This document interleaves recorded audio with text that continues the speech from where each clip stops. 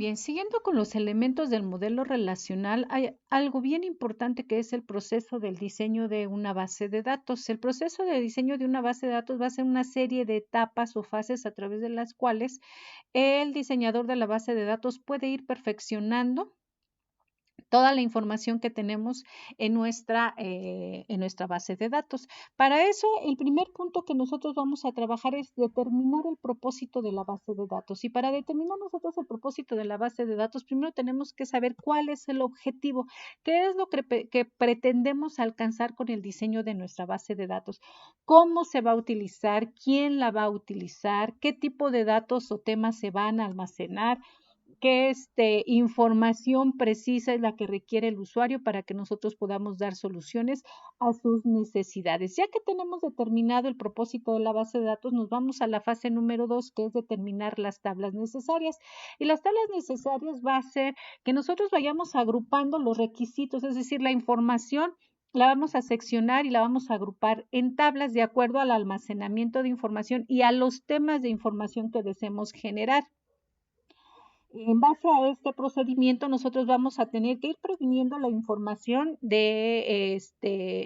la posible eliminación de información valiosa. Es decir, nosotros debemos asegurarnos que los datos que vamos a incluir son los que requiere el usuario para poder evitar esta parte, no eliminar aquello que realmente sea sustancioso para el usuario final.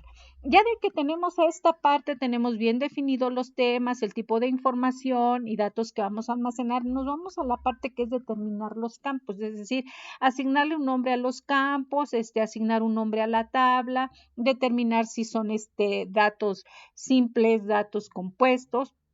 Algo bien importante es que en esta parte lo que siempre se recomienda es que los datos que no deben de incluirse son los datos derivados o calculados. ¿Por qué? Porque recordemos que estos datos se van a obtener de otros datos que nosotros ya especificamos. Incluir toda la información que se nos ocurra, todo, todo, todo, todo. Para eso más adelante vamos a trabajar un proceso de normalización que es el que nos va a permitir ir afinando, eliminando lo que no necesitamos y quedarnos con lo realmente importante. Dividir los campos, por ejemplo, el nombre, ya sabemos que lo podemos dividir en tres: nombres, apellido paterno, apellido materno. La dirección la podemos dividir en calle, colonia, código postal, delegación, si queremos incluirla, etcétera, etcétera.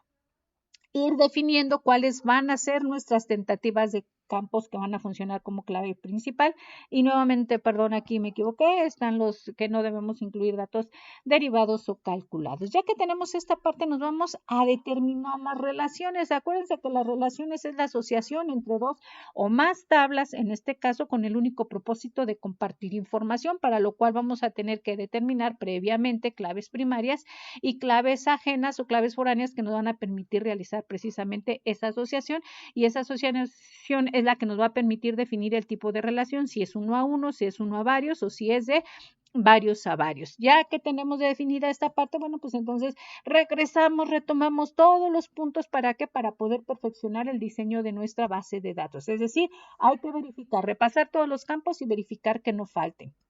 Verificar si nos equivocamos al definir el tipo de dato o a lo mejor estamos repitiendo datos. Eso es importante que nosotros lo vayamos definiendo. Verificar que los campos contengan información sobre un tema, es decir, que no nos estemos equivocando si estamos hablando, por ejemplo, de ventas y estemos poniendo los datos del cliente dentro de la venta cuando no debiera de ser. Hay que clasificar por tema.